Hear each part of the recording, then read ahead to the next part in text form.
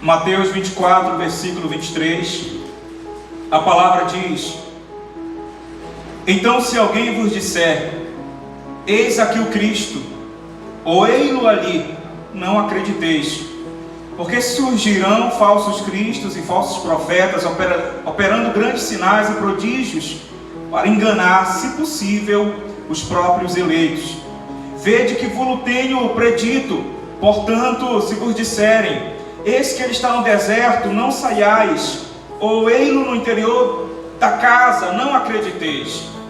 Versículo 28, onde estiver o cadáver, aí se ajuntarão os abutres. Eu gostaria de ler com a amada igreja João, capítulo 20, versículo 25. Disseram-lhe então os outros discípulos, vimos o Senhor. Mas ele respondeu, se eu não vi nas suas mãos o sinal dos cravos, e ali não puser o dedo, e não puser a mão no seu lado, de modo algum acreditarei. Passados 8 dias estavam outra vez ali reunidos os seus discípulos, e Tomé com eles. Estando as portas trancadas, veio Jesus, pôs-se no meio e disse-lhes, paz seja convosco. E logo disse a Tomé, põe aqui o dedo e ver as minhas mãos. Chega também a mão e põe-na no meu lado. Não sejas incrédulo, mas crente. Curva sua cabeça e ore comigo ao Senhor. Meu Deus, nós te agradecemos pela tua palavra. Nós bendizemos ao teu santo nome, porque tu és bom, tu és maravilhoso e tu és exaltado. Que o Senhor, meu Deus, fale poderosamente aos nossos corações, nos transformando pelo poder da tua palavra, e que nesta noite todos nós sejamos transformados. Meu Deus, usa o pregador é limitado, mas a tua palavra é ilimitada e ela se aprofunda em nossos corações, trazendo resultados que são de acordo com a tua vontade. Levante as suas mãos e diga comigo, meu Deus, eu recebo a tua palavra em o nome de Jesus. Dê um aplauso ao Senhor e glorifique a Ele. O texto de Mateus 24 seria um alerta do Senhor Jesus Cristo para todos nós que nos fins dos tempos surgiriam falsos cristos, falsos profetas. E o que é mais espantoso é que a palavra de Deus fala que, se possível, o povo escolhido de Deus seria enganado. E nós também analisamos o texto de João, capítulo 20, onde se tem a história de Tomé, aquele discípulo que nos é conhecido como alguém que tem uma certa incredulidade, alguém que de repente não acreditou na palavra de outros apóstolos, que disseram, Jesus o Cristo ressuscitou. E a palavra fala que Tomé disse, se eu não ver a marca dos cravos em suas mãos, se eu não puder apalpar, se eu não puder visualizar, eu não acreditarei. Interessante que o Senhor Jesus, depois de 8 dias, aparece para ele, entendendo a singela incredulidade, porque na verdade ele queria contemplar, ele queria ver o Mestre. E Jesus, percebendo essa incredulidade, mas era uma incredulidade sincera, porque ele desejava se encontrar com Cristo. A palavra fala que Cristo veio ali e mostrou as mãos para Tomé. E em Mateus 24 ele está nos alertando, dizendo para nós que surgiriam falsos cristos, falsos profetas, surgiriam aqueles que, se possível, enganariam o povo de Deus. Nos nossos dias, a atitude de Tomé talvez não seja uma atitude a qual devemos desprezar. Nos nossos dias, a atitude de Tomé talvez não seja algo que nós devemos reprovar, devido aos falsos cristos que surgem. Aliás, essa palavra vai dizer do Jesus do século 21, que seria um falso Cristo, aquele a qual nós não devemos acreditar, porque é um Cristo à imagem e semelhança dos homens, é um Cristo diferenciado do Cristo da cruz, do Cristo da Bíblia. Qualquer pessoa que tenha uma simples leitura da palavra de Deus, de Mateus, de Marcos, de Lucas e de João, e dos ensinamentos do apóstolo Paulo, dos ensinamentos de Pedro e de João, vão perceber que o Cristo a qual está nos lábios e está sendo disseminado no coração de muitas pessoas não tem nada a ver com o Cristo a qual nós conhecemos da palavra. E é por isso que Cristo, ele disse, olha, nos últimos dias surgiriam falsos cristos, falsos profetas.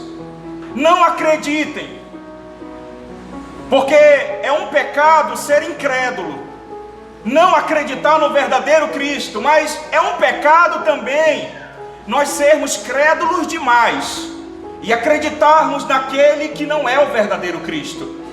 É por isso que Cristo alertou dizendo, não acrediteis. E aqui eu quero dizer para você que a atitude de Tomé não seria nos nossos dias reprovável se nós disséssemos, eu só acredito se ele me mostrar as mãos, ou seja, eu só acredito se realmente esse Cristo tiver furos nas mãos. Se for um Cristo à imagem e semelhança dos homens, não acredito. Se for um Cristo que não pregue a mensagem da cruz, se for um Cristo que não fale de renúncia, se for um Cristo a qual apregoa o caminho largo, não é o meu Cristo, porque o meu Cristo, ele ainda fala do caminho estreito, ele ainda fala da mensagem da cruz. Ele é o mesmo que diz, se quiser vir após mim, tome a sua cruz, dia por dia, tome a sua cruz e siga-me. O Cristo que Tomé queria adorar era o Cristo que tinha as marcas nas mãos. Mas o Cristo que nós queremos adorar no século 21 é um Cristo que não fala mais da mensagem da cruz, é um Cristo que não fala mais da renúncia, da obediência ao Deus Pai. É um Cristo que é tão falso quanto os homens. Se você quiser entender melhor isso, vá comigo em Êxodo, capítulo 20. Porque lá se fala de um dos primeiros mandamentos. O mandamento contrário a toda idolatria. Êxodo capítulo 20, versículo 4 diz: não farás para ti imagem de escultura, nem semelhança alguma do que há em cima nos céus, nem embaixo na terra, nem nas águas debaixo da terra. Sabemos nós que os seres humanos têm a tendência de amar imagens. Nem sempre a pessoa a qual você está apaixonada é a pessoa em si, mas é um ideal que você cria desta pessoa e se apaixona por ela. É por isso que quando se casa, depois de algum tempo a pessoa diz: não, mas você não era aquela pessoa a qual eu imaginava que você era. Na verdade é porque na paixão você cria uma imagem, e essa imagem não é a pessoa, mas é um ideal que você tem no seu coração. Nós amamos ou odiamos pessoas por imagem. Uma outra coisa, odiamos pessoa por imagem porque dizemos o seguinte: eu não gosto de você, eu não gosto do seu jeito. Aí a pessoa diz: não, mas eu não sou isso que você pensa que eu sou. É porque alguém te adora, ou te ama, ou te odeia por imagem. Cria uma imagem de ti, que não é o você real, e a partir disso ele lança sentimentos sobre você. E isso também está no campo espiritual. Nós adoramos imagem, não é o Deus real. Nós criamos imagens daquilo que está nos céus e tentamos adorar a partir disso. E a palavra diz que isso é idolatria. Adorar uma imagem de Deus. Adorar uma imagem de Deus é adorar um Deus que está na minha ideia, mas não é o Deus de fato. não é o Deus real, não é o Deus da Bíblia, é um Deus que eu criei, a minha imagem. É um Deus que é de acordo com as minhas vontades. É um Deus que realiza exatamente tudo aquilo quanto eu quero, tudo aquilo quanto eu gosto. É por isso que a crítica de Feuerbach é muito forte quando ele fala que as religiões, na verdade, adoram a deuses feitos às imagens e semelhanças dos homens. Perceba que o Jesus da Europa tem olhos azuis, cabelos longos, pele branca. Não é o Jesus da Bíblia, não é o Jesus histórico. O Jesus do século 21, ele é um Jesus de acordo com as nossas crenças, porque no século 21 entende-se que o amor não pode ter disciplina. O amor não pode restringir a liberdade. O amor não pode, de forma alguma, corrigir, porque o amor é uma liberdade ampla, é uma liberdade até mesmo mortal e letal, porque nós não sabemos nos cuidar muito bem. Por isso precisamos de um Deus que nos ama, que nos corrige e que nos alerta quando estamos errados. Mas o que há no mundo é que as pessoas, elas não querem servir a um Deus que as corrige, porque a palavra fala em Hebreus que Deus corrige aquele a quem Ele ama. Eu sempre tenho dito, se uma mãe deixa o filho fazer tudo quanto ele quer, essa mãe não ama o filho. O século 21 diz que o amor é isso, é uma liberdade ampla. Porque se tu me amas, tu deixarás eu fazer o que eu quero fazer. Este é o amor do século 21 que na verdade é diluído, é um amor falso. Mas na verdade uma mãe, quando ama o filho, diz não. Você não vai se encharcar em chocolate, porque isso vai te prejudicar. Você não vai andar sozinho na rua, porque é perigoso. Tem limites. Isto é um amor, é um cuidado, e Deus é desta maneira. Mas o século 21 tirou isso de Jesus.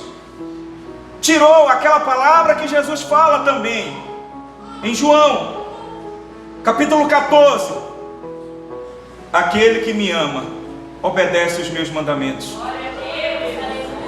Aquele que me ama anda de acordo com a minha vontade. Porque na verdade nós pensamos que Jesus, Ele nos ama, e a partir disso podemos fazer aquilo que nós queremos fazer, não andar de acordo com as palavras dEle. E nós temos uma tendência, tenho dito, que seria exatamente um fenômeno chamado dissonância cognitiva. Eu vou explicar. Eu tenho a crença e eu tenho o comportamento. O ser humano, ele tenta alinhar a crença com o comportamento. Se de alguma maneira a crença dele está em conflito com o comportamento, surge algo desagradável dentro dele. Quer um exemplo disso? É uma pessoa que bebe, e as pessoas ao redor ficam dizendo para ela que beber prejudica, beber traz prejuízos, pode até ocasionar de repente uma cirrose, prejuízos não somente materiais, mas também na saúde. E sabe o que acontece? É que a pessoa, ela absorve esta crença, e ela sabe que beber prejudica. Ela vai ao bar, ela bebe um gole de cerveja, ela bebe uma garrafa de cerveja, e de repente ela entra em conflito entre si. Ela se sente culpada, porque o médico falou, você não pode beber. A sociedade diz, você não pode beber porque isso te prejudica. E ele se sente culpado. É algo desagradável, porque apesar dele acreditar que a bebida faz mal, ele continua a beber. Mas aí ele vai ter que alinhar alguma coisa. Ele vai ter ou que mudar o comportamento ou mudar a crença. E adivinhe vocês, o que é mais fácil mudar, comportamento ou crença? Crença. Aí sabe o que acontece? Ele escuta por aí, eu bebo sim, e estou vivendo. Tem gente que não bebe e está morrendo. Ele começa a mudar a crença, mas ele não muda o comportamento. Ou seja, quer saber de uma coisa? Eu vou beber. Agora, a crença dele está alinhada com o comportamento. Só quero dizer para vocês que, imagine o seguinte: você lê a palavra e percebe uma coisa, que Jesus ele fala que você deve trilhar o caminho estreito, que você deve abandonar as obras da carne, as obras más. Só que de repente você olha para tudo isso e começa a dizer o seguinte: é pesado demais esse discurso. Você tem a opção de mudar o teu comportamento ou de mudar a tua crença, porque a crença fala que Jesus ele requer de nós a renúncia, mas acontece que muitas vezes nós preferimos manter o nosso comportamento, ou seja, as nossas más obras, os nossos maus frutos, e com isso nós mudamos o quê? Mudamos a nossa crença. Com isso nós diluímos a palavra de Jesus. Nós não costumamos a ler os evangelhos, nós não costumamos a ler as pregações verdadeiras ou aquelas que inspiram a nossa alma. Por isso nós preferimos fazer o quê? Exatamente mudar a nossa crença. Na verdade, dizemos: não, Ele nunca desiste de mim, Ele nunca me abandona. Jesus é amor, Jesus é bom, Ele sempre vai me levar para o reino dos céus, independente daquilo que eu faça. E as pessoas começam a diluir esse Jesus, a facilitar o caminho, a alargar o caminho. É como se Jesus fosse um bondoso, e tão bondoso que Ele não seria mais justo, Ele não seria mais santo, e você pode fazer o que quiser, mas o que você não quer é algo desagradável dentro de si. Ninguém mais hoje quer se sentir desagradável, por isso eles não gostam de ler as palavras de Jesus, por isso eles preferem diluir a fé e dizer: isso que foi pregado foi há muito tempo atrás, hoje nós estamos vivendo na graça, então podemos fazer o que nós queremos fazer. Muda-se a crença, mas o comportamento não muda, porque quem rouba, continua roubando, quem mentia, continua mentindo, quem invejava, continua invejando, quem bebia, continua bebendo, quem se prostituía, continua se prostituindo, porque é muito mais fácil acreditar que eu faço tudo isso e Jesus me ama mesmo assim, do que eu ler a palavra e saber que se eu continuar nessas práticas erradas, eu serei condenado. É mais fácil eu mudar a minha crença, acreditar nas falsas ilusões que existem por aí, do que mudar o meu comportamento, porque eu quero continuar roubando, eu quero continuar me prostituindo, eu quero continuar bebendo, eu quero continuar com as minhas obras más. É um Deus a nossa imagem e a nossa semelhança. É um Deus de um evangelho tão fácil que Ele não nos desagrada. Já perceberam que Jesus, Ele não nos desagrada? E eu tenho dito que nós, homens e pastores, temos medo de pregar sobre Jesus, porque Ele desagrada. Então é melhor nós contarmos fábulas, porque os ouvidos humanos sentirão comichões para escutar mentiras, histórias que não são reais, que é uma imagem que nós criamos de um Jesus do século 21, que não tem nada a ver com o Jesus da Bíblia. Porque o Jesus da Bíblia, ele não tem mais espaço nas igrejas. O Jesus da Bíblia incomoda, ele nos desagrada.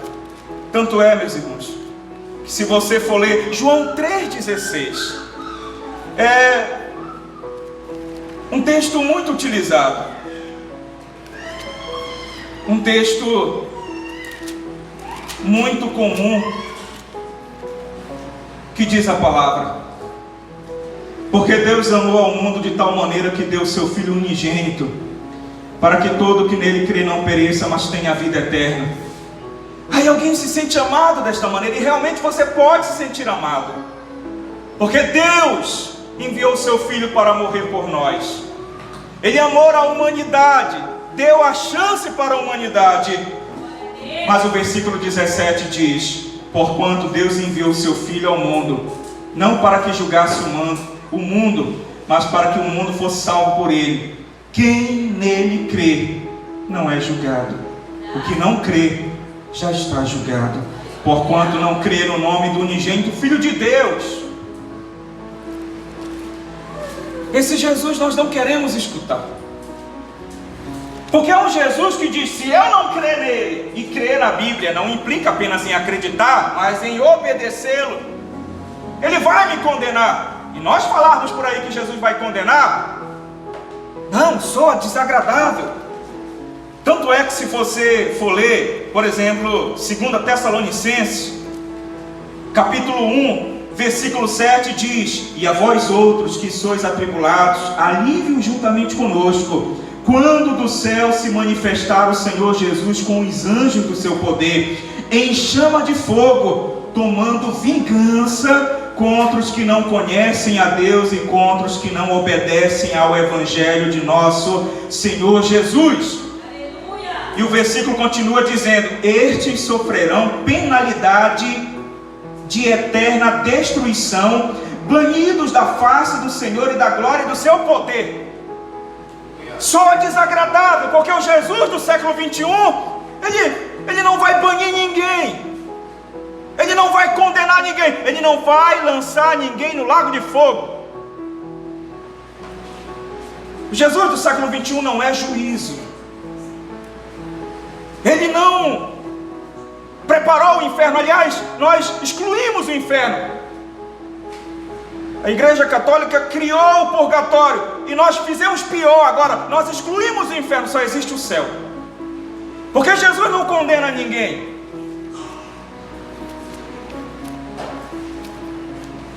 Você pode continuar a ler comigo. Leia Mateus 19. Veja Jesus falando acerca do divórcio. Mateus 19, 9. Não terei tempo para falar de todos os discursos de Jesus, mas eu gostaria de pontuar algumas coisas que dizem em Mateus 19, 9. Eu, porém, vos digo: quem repudiar sua mulher, não sendo por causa de relações sexuais ilícitas, e casar com outra, comete adultério, e o que casar com a repudiada comete adultério. Disseram-lhe os discípulos: se essa é a condição do homem relativamente à sua mulher, não convém casar. Veja que ficou algo desagradável. Senhor, se este é o teu ensinamento em relação ao casamento, melhor nós não casarmos, porque soou algo pesado, soou algo a qual os discípulos ficaram com sensações desagradáveis dentro de si. E o versículo 24 do mesmo capítulo diz: e ainda vos digo que é mais fácil passar um camelo pelo fundo de uma agulha do que entrar um rico no reino de Deus. Ouvindo isto, os discípulos ficaram grandemente maravilhados e disseram: sendo assim, quem pode ser salvo? Senhor, quem pode ser salvo? Porque antigamente o rico, ele era, não o rico que nós conhecemos com essa desigualdade social. O rico era aquele que tinha um pouco mais. Ou seja, é bem possível de que muitos aqui na igreja sejam considerados ricos, porque tem um pouco mais, tem 2 pares de sapato, tem uma despensa cheia. O rico na época de Cristo não era esse rico da nossa época, uma pessoa bilionária, uma pessoa milionária, uma desigualdade social muito grande. Antigamente não existia uma desigualdade social muito grande. Então quem era o rico? Era aquele que tinha um pouco mais.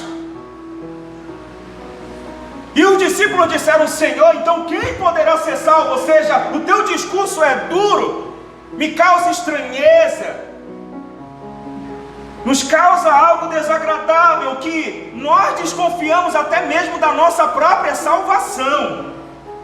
Jesus de hoje não coloca desconfiança em nenhum de nós, porque os discursos do Jesus de hoje filha, eu sempre estou contigo. Filha, não importa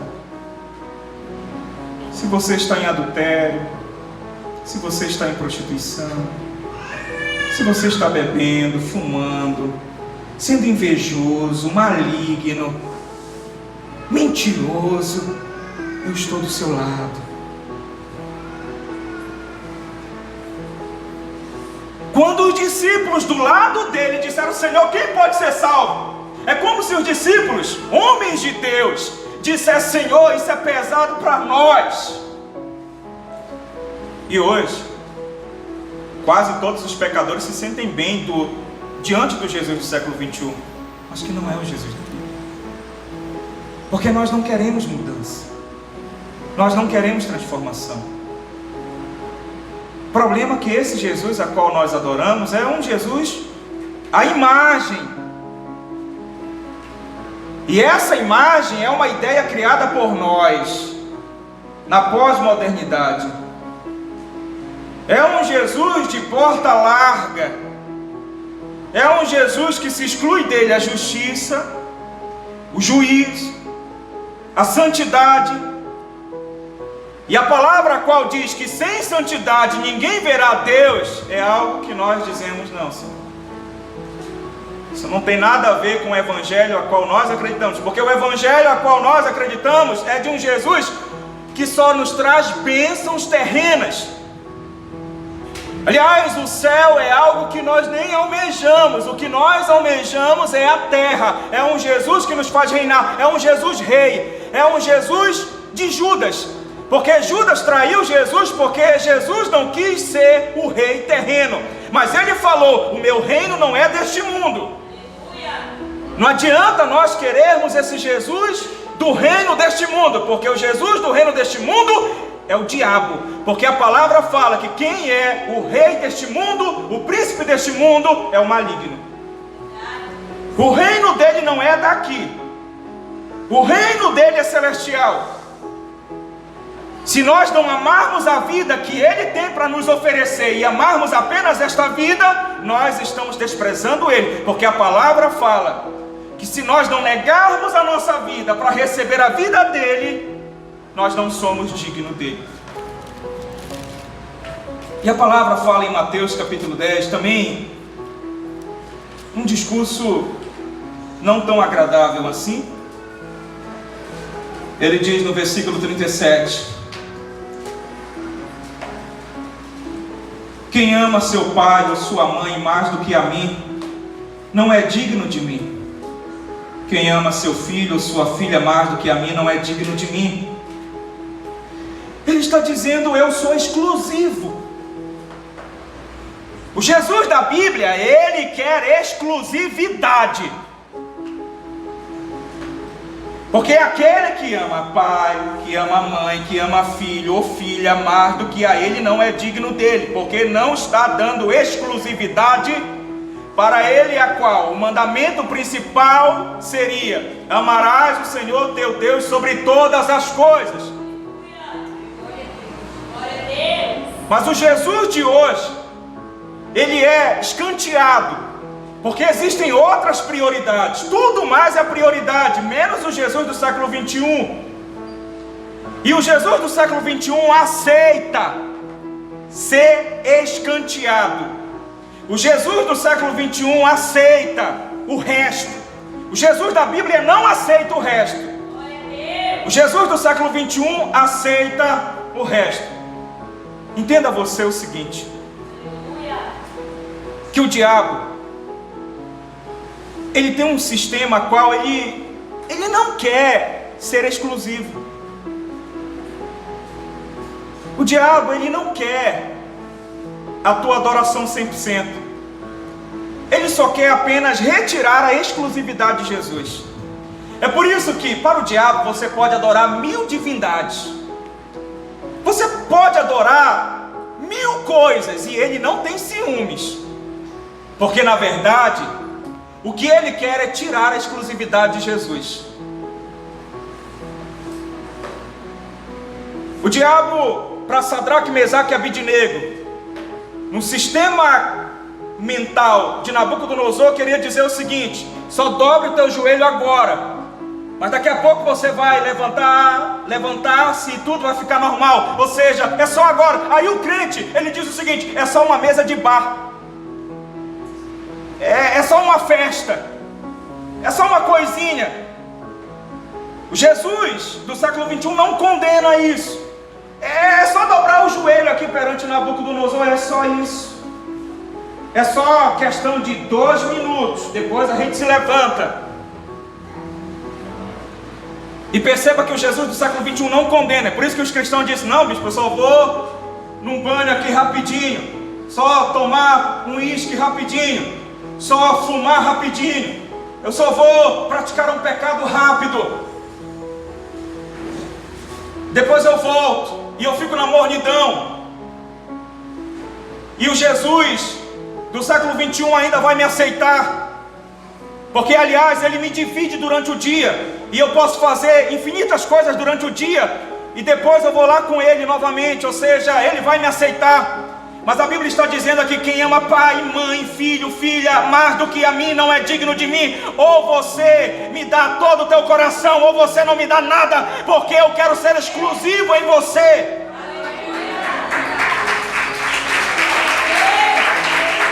Eu quero ser exclusivo em você. Eu quero tudo. Eu quero tudo. E perceba que esse discurso nos faz entender que Ele é a nossa prioridade, que nada pode nos atrapalhar de servir, que nada pode nos atrapalhar de adorá-lo. Ele não aceitará desculpas. Senhor, eu vou te seguir, mas deixa eu enterrar os meus pais. Deixa os mortos enterrarem os seus próprios mortos. Quanto a você, vem, segue-me. Aleluia! Glória a Deus! Enquanto os cristãos, eles pensam que esse Jesus divide prioridades, esse Jesus divide até mesmo adoração, divide projetos, como se esse Jesus fosse aquele que tentou o Jesus da Bíblia dizendo: se prostrado me adorares, eu te darei tudo.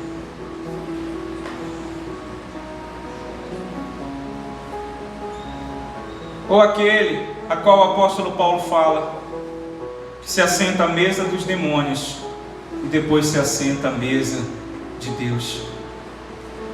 O Jesus da Bíblia é aquele que fala: não se pode servir 2 senhores. Não tem meio caminho. Ou nós servimos a Ele, ou tiramos as nossas máscaras. Eu falei para a bispa que a minha missão nesses dias vai ser dizer que não são aqueles que pensam que são. Podem se magoar, podem se chatear, mas eu, como profeta do Senhor, não posso cantarolar e dizer: receba uma falsa segurança de salvação, quando na verdade nada está bem. Eu não posso dizer para alguém que bem ela está, quando na verdade está caminhando em direção contrária ao Jesus da Bíblia. Porque esse Jesus do século 21 não tem marcas nas mãos. Ele não fala de cruz, ele não fala de um caminho estreito, ele não fala de renúncia, ele não fala de lutas internas contra o pecado. Se nós não abandonarmos as nossas obras más, se nós não abandonarmos os nossos pecados e continuarmos com a nossa velha criatura, ainda que nós sejamos como Nicodemos, não vamos entrar no reino dos céus. Porque Nicodemos, sendo um homem de boas obras, chegou com ele e ele falou: é necessário nascer de novo. E como nós ainda temos a ousadia, com obras más, diante dele dizer: tem um lugarzinho para mim no céu? Não tem. Não tem. O que me espanta é que nós, em Manaus, somos 50% de evangélicos. Mas me desculpe a expressão, Manaus está podre. Nós percebemos pessoas praticando coisas terríveis. Manaus está entregue ao pecado. A nossa cidade está corrompida. 50% de pessoas que se dizem evangélicas. Onde está a mudança? Porque esse Jesus do século 21, ele faz isso com as pessoas. Perceba, para eu voltar para Mateus 24.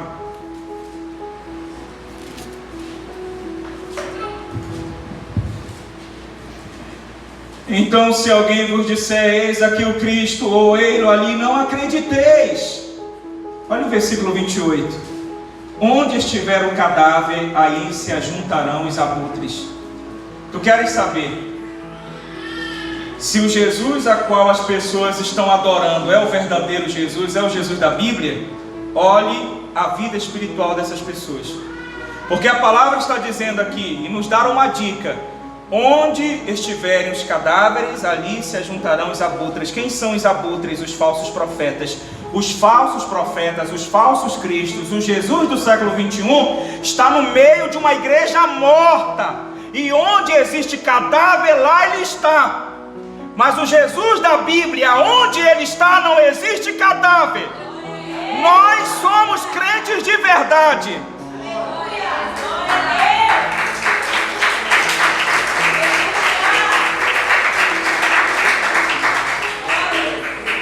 Às vezes, quem está reinando no nosso meio é o abutre, é o Jesus do século 21.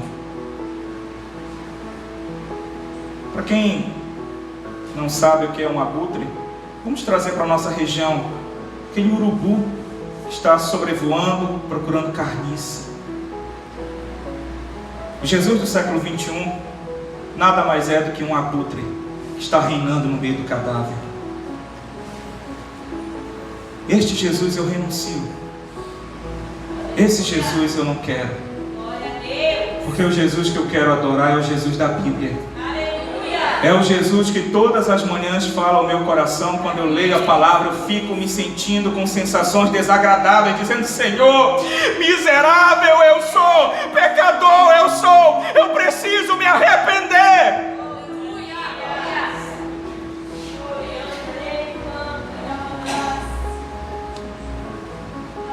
Que nós possamos dizer como Tomé: eu só acredito nesse Jesus se ele tiver marcas nas mãos. Porque o Jesus do século 21 não tem marcas nas mãos. Ele não foi crucificado. Ele não enfrentou sofrimento como o nosso enfrentou.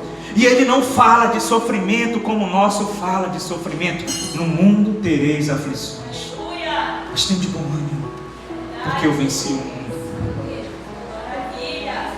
E eu quero te convidar hoje para renunciar ao Jesus do século 21 e receber no teu coração o Jesus da Bíblia, aquele que vai fazer você se arrepender e dizer: Senhor, as minhas obras são más, o caminho é estreito, eu sinto o cheiro, eu conheço, porque eu já trilhei pelo caminho estreito. E a palavra fala que o falso Cristo vai enganar até os eleitos.